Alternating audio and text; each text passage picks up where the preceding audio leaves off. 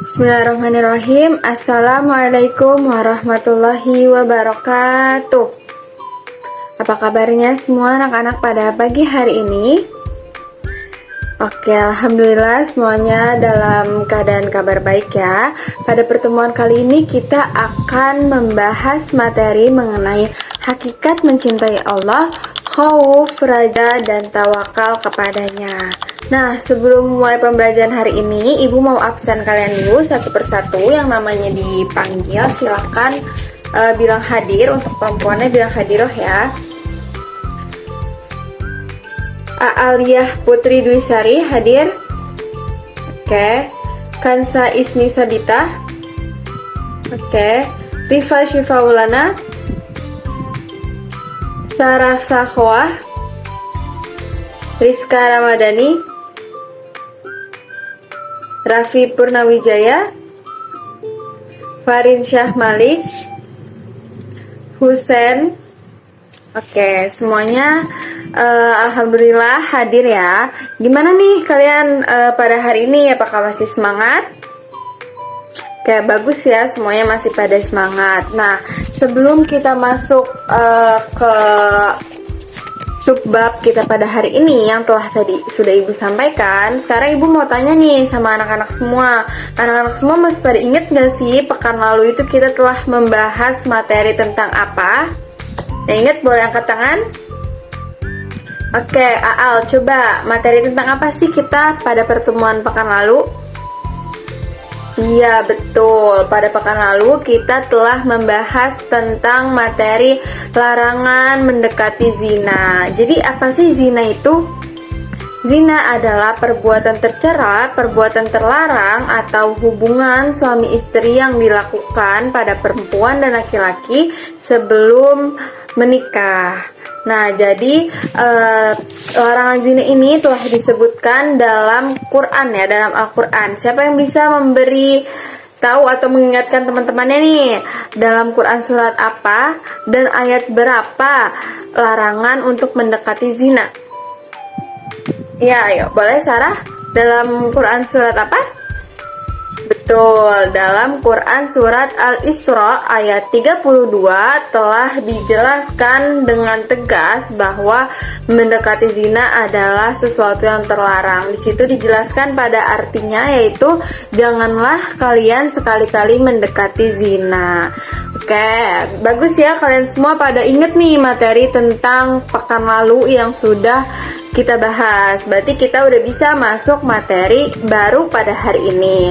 Oke, tadi Ibu udah jelaskan ya kepada anak-anak semua bahwa hari ini kita akan mempelajari apa sih hakikat mencintai Allah, khauf, raja, dan tawakal kepadanya. Nah, jadi Ibu akan memberitahu kalian apa sih tujuan kita untuk mempelajari materi tersebut. Jadi Ibu mau kalian setelah mempelajari materi ini, kalian diharapkan dapat meyakini bahwa iman itu terdapat banyak cabangnya. Jadi iman ini ada cabang-cabangnya ya. Oke, selanjutnya kalian dapat membiasakan perilaku cinta kepada Allah, perilaku khauf kepada Allah, raja, dan tawakal kepadanya. Oke, Ibu mau nanya nih, anak-anak di sini ada yang tahu nggak kenapa kalau kita punya rasa takut atau khauf kepada Allah justru bikin hati kita itu malah menjadi tenang dan damai, bukan cemas atau stres seperti kita lagi takut sama manusia? Kenapa hal itu bisa terjadi? Coba kamu, Husen, apa jawabannya? Gak tahu, coba dibantu siapa ya? Rizka, coba apa jawabannya? Iya, bisa ya, betul ya. Karena takut sama Allah itu takut yang mendekatkan, bukan menjauhkan. Terus ada lagi? Iya, betul, karena takutnya berbasis cinta dan keagungan kita kepada Allah. Ya, jadi jawaban lengkapnya adalah kalau kita takut sama Allah ini tidak sama seperti kita takut sama makhluk. Kalau kita takut sama makhluk, kita akan lari menjauhi makhluk yang kita takuti tersebut. Entah itu takut pada hewan atau kita takut kepada manusia, itu pasti kita akan ingin jauh-jauh gitu sama si makhluk yang bikin kita takut tersebut. Namun jika seorang mukmin yang takut kepada Allah, justru dia akan berlari mendekat, berlindung kepada Allah. Nah, kedekatannya inilah yang memberikan rasa nyaman. Terus tadi ada yang jawab karena berbasis cinta dan keagungan kita kepada Allah. Nah, itu betul juga ya, karena hauf seorang mukmin ini berasal dari rasa kagum akan keagungan Allah dan rasa takut jika kita kehilangan ridho Allah. Ya nggak sih teman-teman semua, pernah nggak takut nih kalau Allah tidak meridhoi kita? Nah, justru takut-takut yang seperti itu tuh akan mendekatkan kita kepada Allah sehingga kita ingin berusaha terus untuk dekat kepada Allah yang memberikan kita rasa nyaman. Jadi takutnya itu tuh bukan takut yang malah mau menghindar, jadi tidak akan terjadi rasa cemas atau stres seperti itu. Nah, jadi hakikat mencintai Allah ini berarti menempatkan Allah sebagai yang paling utama dalam hidup kita. Kita lebih mencintai Ia melebihi makhluk-makhluk lainnya. Jadi Allah tuh nomor satu yang paling kita cintai. Nah, bentuk cinta kepada Allah juga sangat beragam ya. Ada banyak, seperti yang pertama, menaati perintahnya, menjauhi larangannya. Itu bisa dikategorikan sebagai bentuk cinta kita kepada Allah. Terus yang kedua, ada yang bisa kasih contoh lagi bentuk cinta kepada Allah? Iya betul, seperti sholat, memperbanyak ibadah, puasa, membaca Al-Quran, itu juga bentuk cinta kita kepada Allah. Nah, terus ada lagi nggak nih?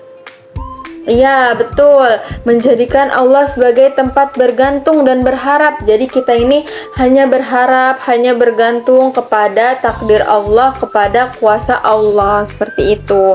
Nah, yang pertama kita masuk di sini ada pengertian khauf. Jadi khauf itu sebenarnya apa sih? Yang dari tadi kita omongin takut sama Allah itu sebenarnya apa sih? Nah, jadi khauf ini adalah rasa takut kita nih seorang hamba kepada Allah yang mendorong seorang ini untuk menjauhi larangannya, melaksanakan perintahnya.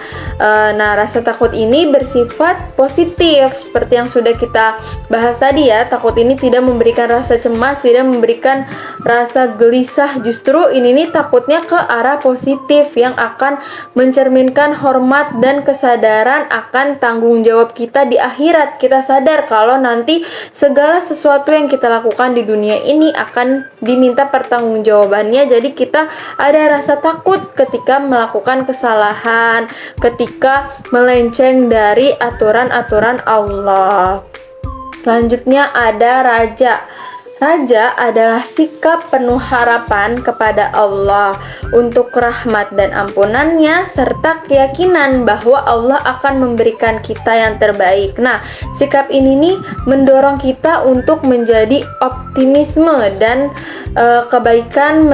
dalam kebaikan meskipun kita lagi dalam kesulitan. Nah, karena kita raja itu mengharap ya.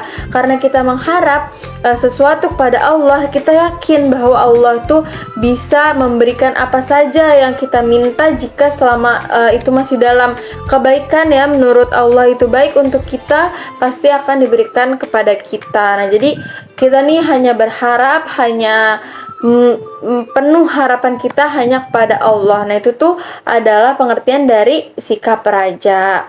Selanjutnya ada tawakal. Nah, tawakal ini adalah sikap menyerahkan diri kita kepada Allah setelah berusaha semaksimal mungkin ya.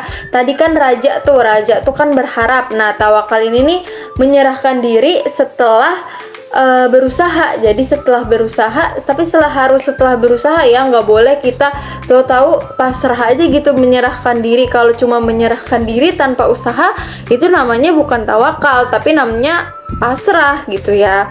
Nah, jadi dengan keyakinan bahwa segala sesuatu yang terjadi itu akan terjadi atas kehendak Allah, sehingga tetap tenang dalam menghadapi ujian hidup. Kita yakin bahwa sesuatu tidak akan terjadi kecuali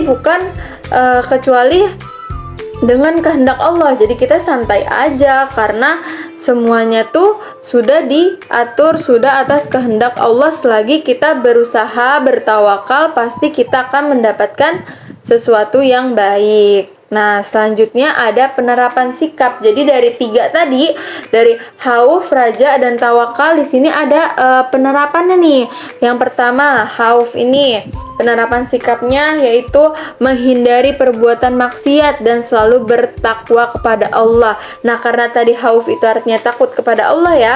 Jadi karena kita merasa takut, merasa diawasi oleh Allah, karena kita tahu bahwa Allah itu Maha melihat, Maha mengawasi, jadi kita akan menghindari perbuatan maksiat dan kita akan selalu bertakwa kepada Allah. Nah, yang kedua ada penerapan sikap raja, yaitu tidak berputus asa dari rahmat Allah dan selalu berharap pada kebaikannya. Jadi kita nggak akan pasrah aja, nggak akan putus asa aja, tapi kita akan selalu berharap bahwa kebaikan-kebaikan Allah akan selalu datang kepada kita selagi kita berusaha. Nah, yang terakhir ada tawakal, yaitu penerapan sikap tawakal kita ini kita harus apa? Bekerja keras dan berserah diri kepada Allah dalam segala urusan. Oke, selanjutnya di sini ada studi kasus yang harus kalian pikirkan dulu sendiri, kemudian kalian diskusikan pemikiran kalian ke teman kalian. Nah, di sini studi kasusnya ada seorang siswa yang merasa sangat stres dan putus asa setelah melihat pengumuman bahwa dirinya gagal lolos seleksi beasiswa kuliah karena dan merasa masa depannya hancur, merasa Allah tidak adil. Nah, siswa tersebut memutuskan untuk mengurung diri di kamar, mogok belajar, dan berhenti melaksanakan sholat. Nah, kira-kira dari kasus tersebut, apa sih masalah yang terjadi dari kasus tersebut? Terus sifat batin atau syaubul iman apa yang si siswa tersebut hilangkan nih saat mendapat ujian hidup? Terus apa dampak dari perilaku tersebut bagi kondisi mental dan spiritual dirinya sendiri, serta bagaimana seharusnya sikap yang benar yang harus ia tunjukkan sesuai dengan ujian hidup dia. Nah, ini pertanyaan yang tadi Ibu sebutkan sudah ada di kertas ini. Kalian silakan pikirkan dulu sendiri. Kemudian setelah waktu berpikir sendirinya selesai, kalian akan mendiskusikan pada teman kelompok yang akan Ibu bagikan nanti ya. Ini silakan dibaca dulu studi kasus dan hal yang harus kalian analisis. Oke, sudah ya. Kalian semua sudah membaca dan berpikir secara individu tentang studi kasus yang Ibu berikan. Sekarang Ibu akan membagi kelompok untuk kalian bertukar pemikiran kalian tentang studi kasus tersebut. Kelompoknya ini yang baris depan 4 orang, baris kedua 4 orang, berempat sesuai duduk barisnya. Kalian harus mendiskusikan pertanyaan-pertanyaan yang sudah kalian pikirkan secara mandiri sebelumnya. Oke, sekarang diskusikan dulu pertanyaannya, jawabannya. Terus kalian tulis di balik sini ya kalau nggak muat. Nanti Ibu akan pilih perwakilan setiap kelompok untuk maju membacakan hasil dari analisis studi kasus yang sudah kalian diskusikan.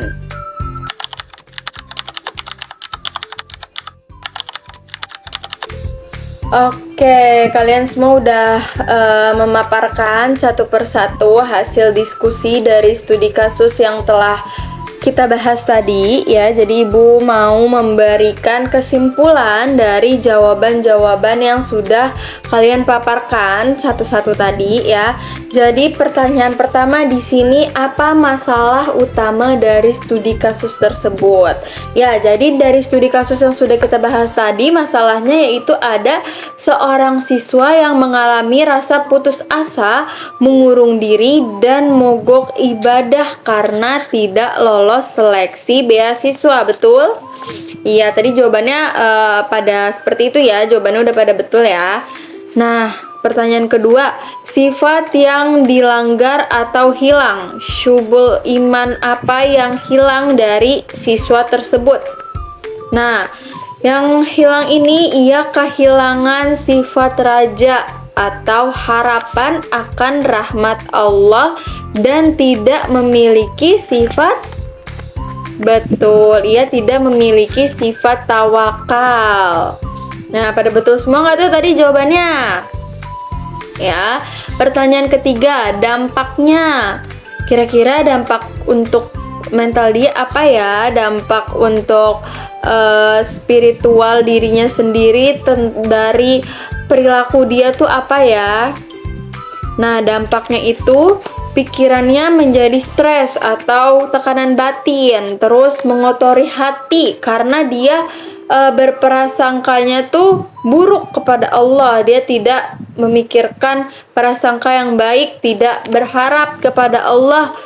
Nah, dan dapat merusak masa depan dia karena dia berhenti belajar, berhenti juga berdoa, berhenti beribadah, seperti itu. Nah, pertanyaan terakhir dari studi kasusnya, sikap apa yang seharusnya ia terapkan ketika menerima kegagalan tersebut? Ya, tadi dari jawaban teman-teman semua udah betul ya, jawaban anak-anak semua. Sikap yang sesuai itu seharusnya ia tetap berprasangka baik atau husnuzon kepada ketetapan Allah, bersabar dan optimis bahwa Allah akan memberikan jalan lain yang lebih baik. Nah, dari jawaban yang barusan Ibu berikan, dengan jawaban kalian semua sudah betul ya. Alhamdulillah kalian semua udah dapat memahami apa saja hakikat mencintai Allah itu seperti apa saja, terus hakikat khauf, raja, dan tawakal. Oke. Jawaban dari teman-teman semua yang maju ke depan juga sudah sangat bagus, sangat lengkap, dan mudah dipahami ya untuk didengarkan oleh teman-teman yang duduk tadi, yang mendengarkan hasil dari studi kasusnya. Sekarang kita akan mengerjakan LKPD.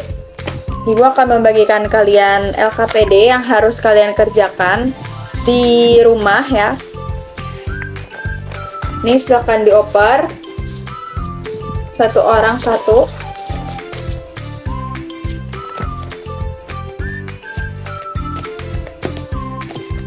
Oke, sambil dibagikan LKPD-nya, ada yang bisa bantu Ibu untuk menyimpulkan pembelajaran kita pada hari ini? Iya, betul. Jadi kesimpulan pada pembelajaran kita hari ini yaitu tentang menata hati dan tindakan ya. Jadi rasa takut atau khauf kepada Allah bukan untuk membuat kita merasa cemas, melainkan penentraman jiwa yang menjauhkan kita dari ketakutan duniawi. Sementara itu, tawakal yang benar bukanlah kepasrahan yang pasif, melainkan perpaduan antara kerja keras kalian yang maksimal di bumi dan doa kalian yang maksimal pula mengetuk pintu langit. Nah, begitu ya anak-anak semua. Oke, selesai sudah pembelajaran kita pada hari ini ya. Ibu mau kalian setelah sampai rumah dikerjakan LKPD-nya, kemudian dibaca-baca materi bab untuk minggu depan, yaitu menghindari akhlak mazmumah dan membiasakan akhlak mahmudah. Karena kita akan membahas materi itu ya minggu depan. Jadi Ibu mau kalian baca-baca dulu materi tentang itu. Oke, cukup sekian dari Ibu pada hari ini. Kurang lebihnya mohon maaf. Wassalamualaikum warahmatullahi wabarakatuh.